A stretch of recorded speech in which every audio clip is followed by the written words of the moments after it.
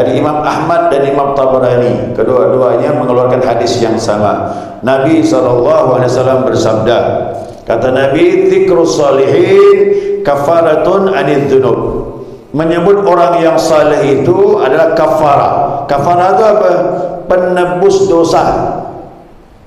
Jadi siapa ikut manaqib, dosanya diampuni oleh Allah Subhanahu wa taala. Pertama, yang kedua, wa inda dzikris salihin tanzulu rahmah.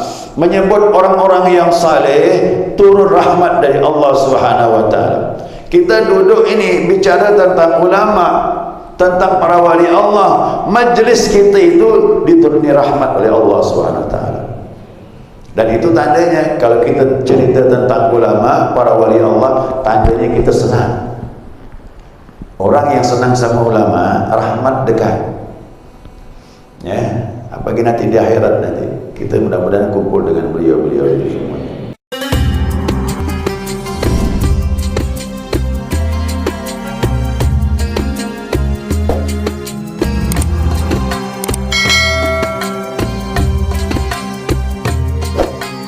Bismillahirrahmanirrahim. Alhamdulillahirabbil alamin.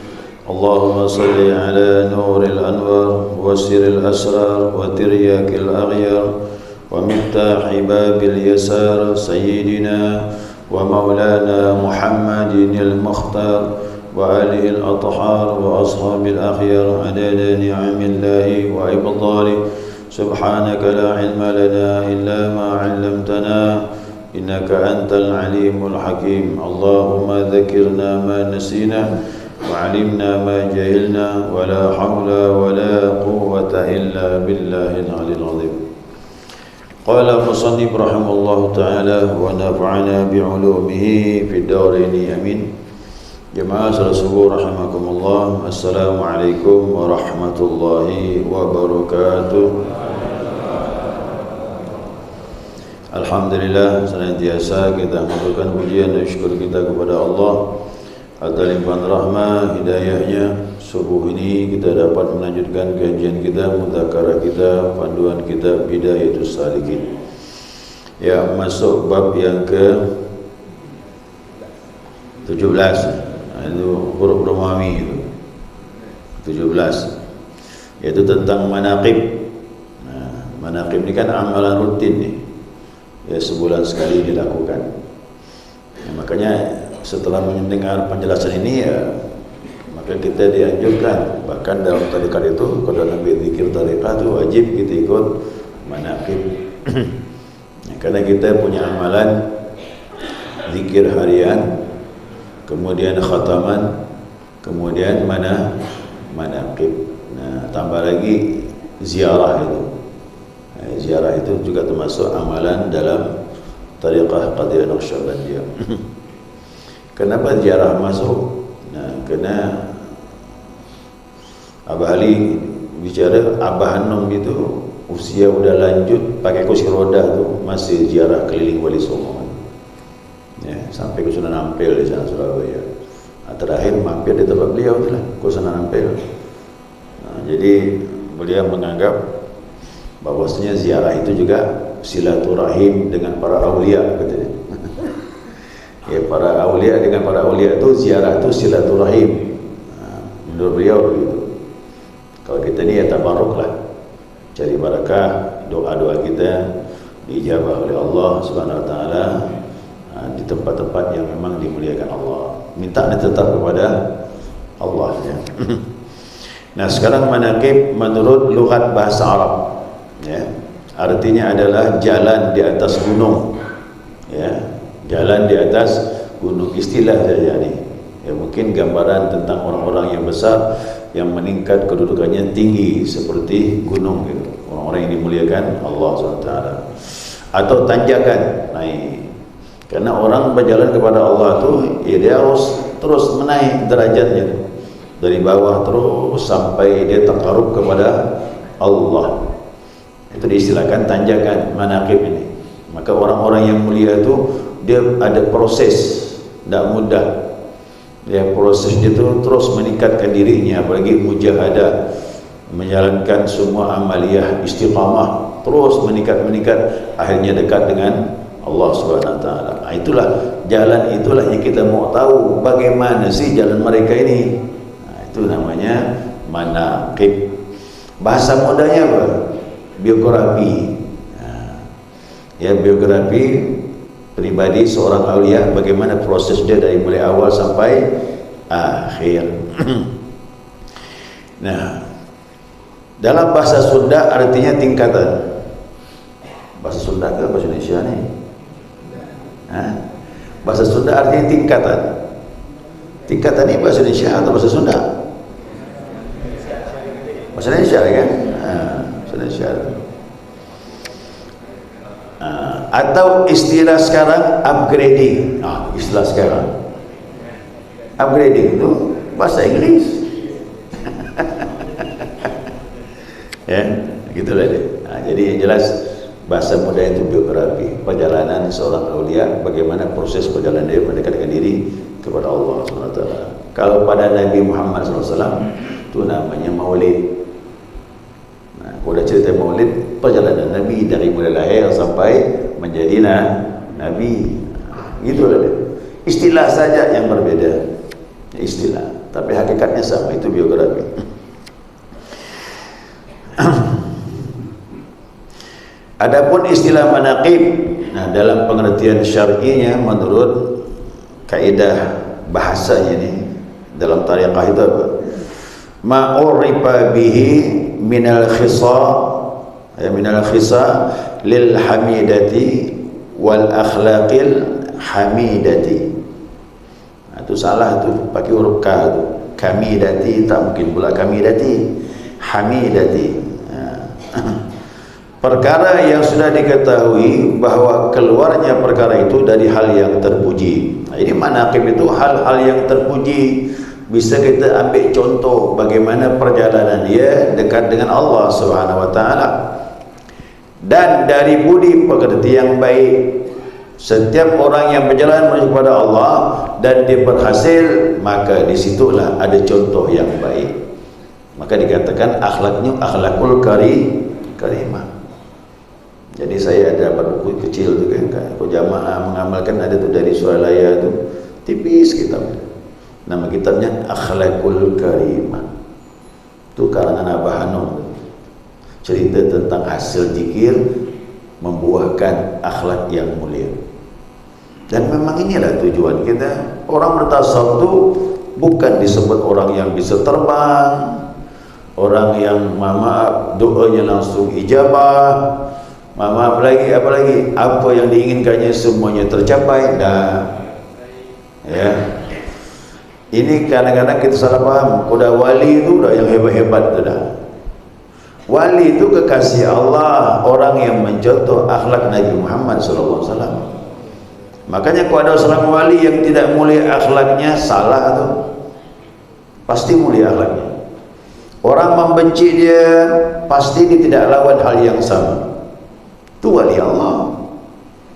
Ya, kalau orang membenci dia, memfitnah dia, dia balas dengan yang sama, itu bukan wali Allah tu. Wali apa nama tu? Tak tahu lah, sebutlah.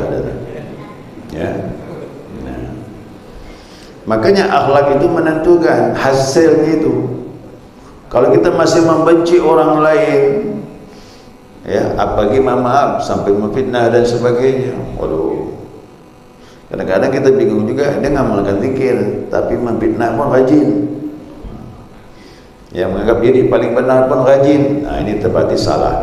Berarti dia tidak disalahkan zikirnya, tapi hasilnya belum dapat.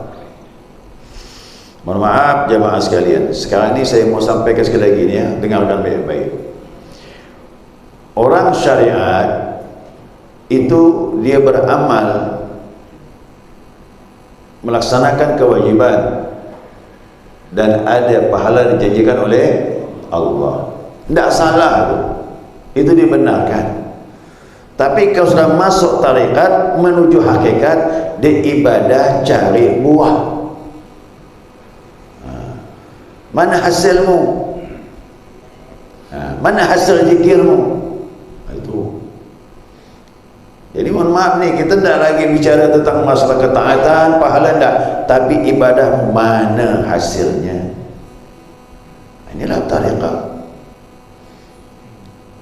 Sering saya dengar ya dari Abah Ali Surabaya, dia bilang, saya ni diberitahu oleh Abah Hanum, Ali, kamu jangan kepingin jadi Abdul Qadir Jalani, jangan kepingin jadi Imam Ghazali. Mereka itu dengan amalnya mereka telah memetik hasilnya. Hasilmu mana, kata dia. Gitu. Jadi kan ini ibadah ini kita harus targetnya hasilnya mana. Hasil pula akhlakul karimah, buahnya itu. Dan inilah tujuan Nabi Muhammad diutus oleh Allah. Sering dengar kan kalau maulid, innama bu'ithu liutammima makarimal akhlak. Aku ni diutus untuk menyempurnakan akhlak. Kau dah dapat, berhasillah kita selaku umat Nabi Muhammad SAW. Ini tujuan tarekat cuma itu. Ini yang terpenting. Mau jalan atas air, bisa terbang di atas angin, itu tak masuk target. Boleh ada, boleh tidak. Nanti kau tak ada macam mana? Apakah orang terhina? Tak. Karamah tak jadi ukuran. Itu hanya tanda-tanda saja.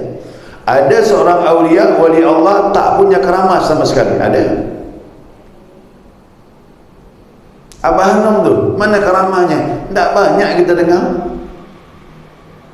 Banyak. Bahkan yang dahsyat itu saya dengar dari Abah Ali, Abah Hanum itu berpuasa dengan Allah 3 tahun untuk menghilangkan karamah. Tak mahu dia. Oh, ini luar biasa. Kalau kita ni kurang lagi ya. Karamah tu lagi kita cari. 3 tahun puasa. Untuk apa puasa? Menghilangkan karamah. Dia tidak mau ada karamah. Karamah banyak bawa fitnah. Nanti orang dekat sama kita kena hebat tadi dengan karamah, bukan kena pelajarannya. Yang penting tu pelajaran. Pelajaran yang penting. Maka sini saya uraikan ya. Dalam manaqib itu ada 3 kandungan. Ya, 3 kandungan. Yang pertama apa? Riwayat hidup dia, bagaimana perjuangannya dari awal sampai akhir. Itu penting, mau tahu. Oh, begini orang-orang yang saleh berjalan menuju kepada Allah. Ya, dengan rintangan dia lalui semua sampai dia berhasil. Itu riwayat. Yang kedua, baru ada karamah. Karamah ini sebagai pelengkap saja, menunjukkan dia orang yang saleh. Ya. Yang ketiga, wasiat. Kalau ada wasiat, itu yang lebih penting dari karamah. Mana wasiat? Tanbih. Kalau manaqib ada tanbih. Tanbih itu wasiat. Wasiat dari Abah Sepuh, wasiat daripada Abah Hanum, dan wasiat guru-guru kita, itu yang perlu kita dengar. Makanya kita ni kalau tak ada 3 macam ni, takutnya si murid salah dalam mengamalkan ya. Kadang-kadang kita juga bingung yang mana mengamalkan tanbih, yang mana bukan ya. Tanbih dibaca rutin, tapi kadang-kadang kita perlu juga untuk mengamalkan. Tak masalah, teruskan jika ini insyaAllah. Bagi saya tanbih itu mudah dibaca, Pak, tapi belum tentu dalam pelaksanaan. Jangan membenci orang yang menyakitimu, bukannya nyaman tu, Pak. Orang fitnah kita, kita tak boleh benci sama dia, kita sayangi dia, bukannya nyaman tu. Tapi mau tak mau kita lalui. Begitulah ajaran Nabi Muhammad SAW. Ya, gampang-gampang susah. Kok saya sih susah-susah gampang. Ya. Ya, itu namanya manaqib. Jadi makanya datanglah manaqib. Ada 3 hal: riwayat, karamat, dan wasiat. Adapun hukumnya apa membaca manaqib? Menurut ulama, manaqib itu sunnah. Sama dengan kita puasa sunnah itu. Kalau begitu, kena ada hadisnya. Karena manaqib bisa menjadikan kifarat dari dosa. Orang ikut manaqib diampunkan dosanya. Jadi dosa itu diampuni, tidak hanya istighfar, ikut manaqib pun pulang bubar, dosa kita diampuni oleh Allah SWT. Maka saya tidak ragu waktu manaqib itu ingat manakib ini, tidaklah kita bubar dari tempat ini melainkan dosa kita diampuni oleh Allah SWT. Kenapa saya yakin baca begitu? Ini hadisnya dari Nabi SAW. Ini hadisnya bukan perkataan ulama, ya, bukan petua, bukan. Ini betul-betul hadis dari Nabi SAW. Nah, hadis ini dari Imam Ahmad dan Imam Tabarani, kedua-duanya mengeluarkan hadis yang sama. Nabi SAW bersabda, kata Nabi, dzikrus salihin kafaratun anidz dzunub. Menyebut orang yang saleh itu adalah kafarah. Kafarah itu apa? Penebus dosa. Jadi siapa ikut manakib, dosanya diampuni oleh Allah SWT. Pertama. Yang kedua, wa inda dzikrus salihin tanzulu rahmah. Menyebut orang-orang yang saleh, turun rahmat dari Allah SWT. Kita duduk ini bicara tentang ulama, tentang para wali Allah. Majlis kita itu dituruni rahmat oleh Allah SWT. Dan itu tandanya kalau kita cerita tentang ulama, para wali Allah, tandanya kita senang. Orang yang senang sama ulama, rahmat dekat. Ya, apalagi nanti di akhirat nanti kita mudah-mudahan kumpul dengan beliau-beliau itu semua. Tapi ingat, tanamkan cinta di hati kita. Saya terus terang, idola saya Nabi Muhammad, itu nomor satu. Tidak ada bagi saya manusia dari awal sampai akhir yang lebih afdal di muka bumi ini kecuali Nabi Muhammad SAW. Wajib, Bang. Kalau saya katakan wajib, idola kita nomor satu Nabi Muhammad di hati kita. Ya. Setelah itu baru para wali-wali Allah, para aulia, orang-orang dekat sama Allah. Kau dapat cinta munculkan di hati kita kepada mereka. Ya, karena Nabi menyatakan al-mar'u ma'aman ahab. Seseorang itu nanti di hari kiamat akan dikumpulkan dengan orang yang dia cintai. Ya, tergantung Bapak Ibu sekarang, siapa idola kita?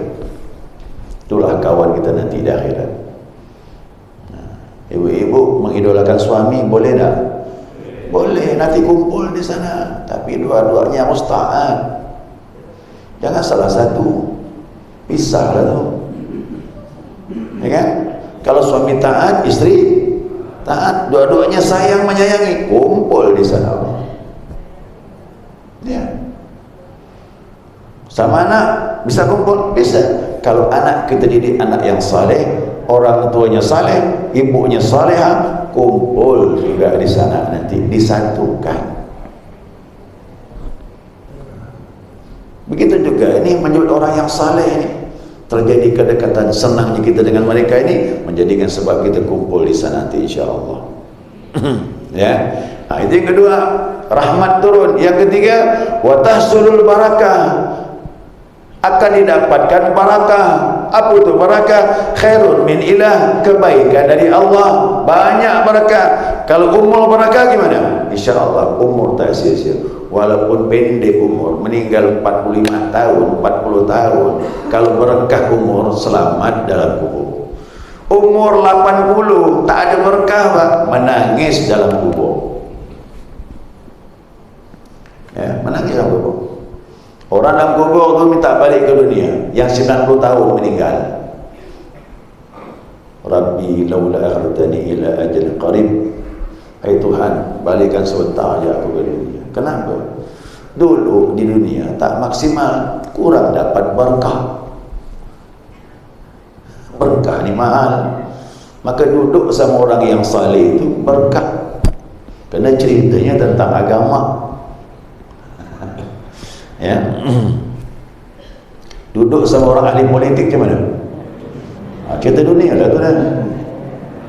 Itu pasti ada imbasnya, Pak. Duduk sama orang kaya, kau tak saleh, cerita dunia, cerita mengumpulkan harta. Tapi duduk sama ulama, cerita Allah, cerita Nabi Muhammad, cerita tentang ibadah. Itu nambah kita semangat untuk ibadah. Nah, itu berkah, berkah umur insyaAllah. Berapa pun umur meninggal, tak masalah. Dalam kubur, tenang Pak, tidur nyenyak kita.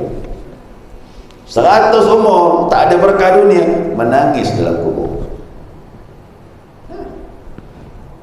Maka saya sering sampaikan, saya punya ipar tu, Ustaz, saya ini ngajar ni kerana beliau lah. Saya bilang berkah beliau. Kenapa? Umur tak panjang, tapi hasilnya saya ni bisa ngajar. Itu namanya berkah umur. Ipar saya itu 44 tahun meninggal. Pendek kata orang umurnya. Tak, saya bilang panjang umur. Angkanya 44, tapi berkahnya panjang. Contohnya saya ni bisa ngajar kena berkah beliau, betul tak? Daripada orang umur 90 tahun, ya, berkah ilmu tak ada, peninggalan yang baik-baik pun tak dikenang. Kau ini kan dikenang nih, saya mengenang terus. Maka waktu saya menyampaikan pagi ini, dari mulai ini sampai selesai nanti, itu rahmat Allah turun ke dalam kuburan dia. Kerana saya nyampaikan ini berkah beliau. Ya, itu hebatnya itu orang-orang yang dekat dengan Allah itu, kita pun dapat berkahnya. Jadi ini hadis jelas sudah. 3 Bapak Ibu dapat, takkan tak mau pula. Pertama, dosa diampunkan Allah. Yang kedua, rahmat mengiringi kita. Yang ketiga, berkah datang dengan kita. Datang manakib. Duduklah manakib. Saya tanya sama guru saya itu, Ustaz Khalil di Banten. Saya tanya, dosa ni yang diampuni dosa kecil ke dosa besar, Ustaz? Tidak menutup dosa besar pun diampunkan Allah, karena Allah mencintai orang yang salih, sebab dialah dosa kita diampuni oleh Allah SWT. Itu namanya tawassul, tabarruk dengan orang yang salih. Nah, maka manakib ini kita gilirkan supaya masing-masing masjid dapat berkah. Ini Pak, masjid kalau dipakai zikir, manakib, masjid ini berkah. Kita pakai maulid, masjid ini berkah. Auranya lain, tahu auranya? Aura itu lain ni di sini Pak, tak bisa dibohongi. Mana kita masuk masjid ada keberkahannya dengan yang biasa-biasa saja. Lain. Ya. Makanya saya kalau masuk masjid yang dia anti maulid, anti zikir, coba masuk Pak. Hampa masuk masjid itu biasa saja, tak ada apa. Tapi kalau masuk masjid yang sering pakai ibadah, berzikir, salawat dan sebagainya, lain. Berkahnya lain. Ya, ahli tariqah Qadiriyah Naqsyabandiyah biasa menjalankan wiridan membaca manaqib. Ini tariqat Qadiriyah di mana-mana kita mengadakan manaqib. Bahkan yang bukan pengamal zikir pun di Jawa itu manaqib. Manaqib putih, dia pondok-pondok, padahal dia bukan pengamal tariqah Qadiriyah. Kok manaqib ini di Jawa dah asing. Semua tahu tu manakib, rutin dia. Kenapa? Dia tabaruk, berkahnya dia tahu. Tidak pengamal zikir pun manakib. Nah, kita pengamal zikir lebih lagi. Lebih lagi manakib itu. Utamanya mengharapkan barakah dan rahmat dari Allah dengan ternaungi oleh karamat dari yang memiliki manaqib. Tadi orang yang saleh kita sebut-sebut, rahmat Allah turun. Orang yang saleh kita bahas kehidupan dia, berkah datang. Orang yang saleh kita sebut kebaikan-kebaikan dia, maka Allah ampunkan dosa kita. Ya, mudah-mudahan jamaah, ya, kita punya amaliyah ni, zikir harian, khataman dan manaqib. InsyaAllah belum selesai, nanti kita sambung lagi. Jadi saya anjurkan, kalau diumumkan manaqib, kalau dapat turunlah ikut. Walaupun kita mengadakan di masjid sifatnya mendadak, tak apa-apa datanglah. Maka manaqib ini biarpun sedikit orangnya harus datang, apalagi ramai. Makin ramai makin bagus. Abdul Qadir Jalani bilang apa dalam manaqib itu? Kalau nama aku disebut, manaqib aku disebut-sebut, dibahas, aku akan hadir di tempat itu. Kerana roh para wali ini tidak terikat lagi Pak. Meninggal pun rohnya aktif, seperti roh Nabi Muhammad SAW. Nah, roh Nabi Muhammad gitu Pak. Kalau kita betul-betul meyakini beliau itu, terasa beliau itu, getarannya ada. Wali-wali juga begitu. Nah, dia datang memberkahi kita insyaAllah. Makanya satu ya ayat disampaikan, la tahsabanna alladhi qutilu fisabilillah amwat bal ahya wa hum yurzaqun. Jangan kalian menyangka orang-orang yang meninggal di jalan Allah, para wali itu mati, nah mereka hidup, bahkan mereka diberi rezeki oleh Allah. Jadi hakikat mereka tidaklah meninggal, hakikatnya mereka itu semuanya hidup. Nah, kita ziarah makam wali itu, kita berjumpa dengan roh dia, cuma kita tak melihat. Tapi guru-guru kita bisa lihat dia. Guru-guru bisa lihat. Walaupun kita tak lihat, tak masalah. Tapi nanti dengan izin Allah, siapa tahu kita ziarah itu. Maka saya katakan Nabi Muhammad itu macam mana? Nabi Muhammad itu ziarah kubur, mandang langsung orang kubur. Nah, guru kita juga gitu. Diberi Allah kelebihan, maka dikatakan ada silaturahim. Tapi kalau Nabi Muhammad tidak dilihatkan umatnya, ada yang kena azab, nangis Nabi, ini dua kuburan sedang diazab, nampak. Makanya kita kalau ziarah, kita mandang mensan. Nabi Muhammad mandang insan. Nabi Muhammad mandang orangnya, kita mandang mensan. Guru-guru kita ahlu tarekat sama diberi Allah kelebihan, bisa melihat keadaan si mayat tersebut. Ada suami dari sepupu ibu saya. Ada ulama datang dari Banjarmasin. Ya. Jadi kata sepupu ibu, dia bilang, minta tolonglah ziarah ke kuburan suaminya, doakan di sana. Pergilah. Ustaz ni pergilah ke kuburan itu, kemudian dia lihat di kuburan itu, dipanggil nama itu, Pak. Cuma dia pakai bahasa Arab kan, dipanggil nama, macam orang ngomong pula. Jadi begitu kembali ke rumah, dibilang sama istrinya, potong kambing seekor, niatkan untuk almarhum, sedekahkan. Bingung gak kita kan? Aku cerita ini motong kambing. Kalau kita motong kambing ini untuk maulid, dia motong kambing ini, niatkan untuk almarhum, sedekahkan. Niatkan pahalanya untuk almarhum, maka sedekah itu ada pahalanya, tapi niatkan pahala untuk almarhum. Dia bilang begitu, percepat, potonglah, selesai. Jadi saya tak berani lah nanya waktu itu, takut ya, kita masih umur baru 20 lebih ya, belum sampai 30, masih belajar waktu itu. Lalu ya, ada Pak Haji Abu Bakar tanya, kenapa Syekh, kasihan ini almarhum ini ada masalah dalam kubur, biar dia diringankan Allah, sedekahlah. Maka sedekah itu ampuh untuk meringankan azab ahli kubur.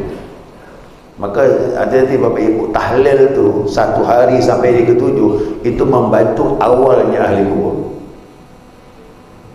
Ini kita ni pakai akal. Para wali itu pakai ini Pak, mata hati terbuka bisa mandang. Maka sedekah, orang kubur tu, mohon maaf, dia menjerit kembali ke dunia tu kepingin sedekah. Karena sedekah tu sangat membantu dalam kubur.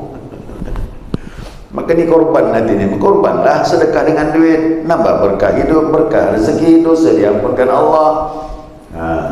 Ya, sedekah tu membantu. Ya, membantu. Maka rahasia-rahasia amal dari Nabi Muhammad SAW dibukakan Allah kepada wali. Benarlah Nabi Muhammad ini punya hikmah. Ya. Jadi kalau dapat kita ni beramal meyakini orang-orang yang saleh, kenapa? Dia sudah melaksanakan ibadah. Rahasianya pun dibukakan Allah, sebagaimana ibadah Nabi kita Muhammad sallallahu alaihi wasallam. Ya. Segera juga nanti tambah lagi insya-Allah. Ingat, tanggal 8 hari Sabtu ini masuk 1 Dzulhijjah. Yang berkorban, tolong jangan motong kuku, motong rambut. Kalau mau motong kuku 1 hari sebelumnya. Ya, 1 Dzulhijjah masuk tanggal 8, hari apa? Sabtu.